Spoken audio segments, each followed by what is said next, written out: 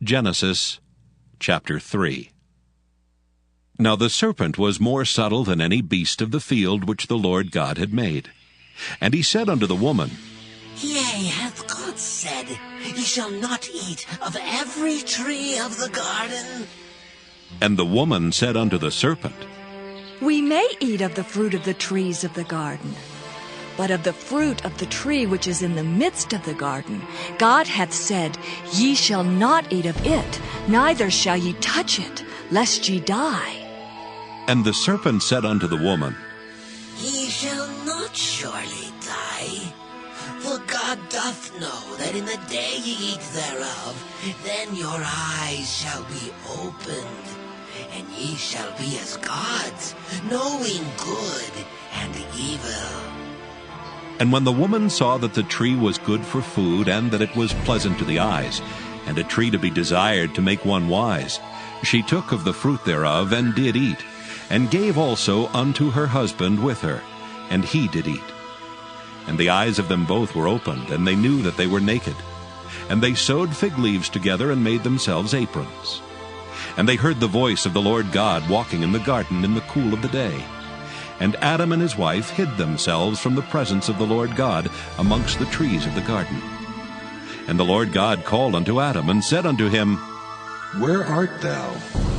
And he said, I heard thy voice in the garden, and I was afraid because I was naked, and I hid myself. And he said, Who told thee that thou wast naked? Hast thou eaten of the tree whereof I commanded thee that thou shouldest not eat? And the man said, The woman whom thou gavest to be with me, she gave me of the tree, and I did eat. And the Lord God said unto the woman, What is this that thou hast done? And the woman said, The serpent beguiled me, and I did eat.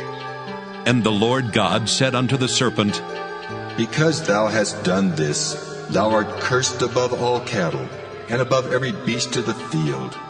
Upon thy belly shalt thou go, and dust shalt thou eat all the days of thy life. And I will put enmity between thee and the woman, and between thy seed and her seed. It shall bruise thy head, and thou shalt bruise his heel. Unto the woman he said, I will greatly multiply thy sorrow and thy conception. In sorrow thou shalt bring forth children, and thy desire shall be to thy husband, and he shall rule over thee. And unto Adam he said, Because thou hast hearkened unto the voice of thy wife, and hast eaten of the tree of which I commanded thee, saying, Thou shalt not eat of it.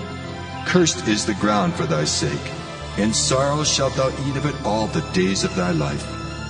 Thorns also and thistles shall it bring forth to thee, and thou shalt eat the herb of the field. In the sweat of thy face shalt thou eat bread till thou return unto the ground. For out of it wast thou taken. For dust thou art, and unto dust shalt thou return. And Adam called his wife's name Eve, because she was the mother of all living.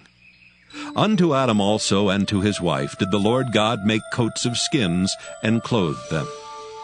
And the Lord God said, Behold, the man is become as one of us, to know good and evil.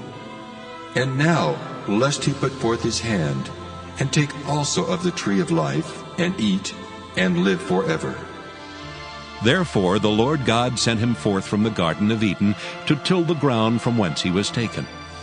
So he drove out the man, and he placed at the east of the Garden of Eden cherubims, and a flaming sword which turned every way to keep the way of the tree of life.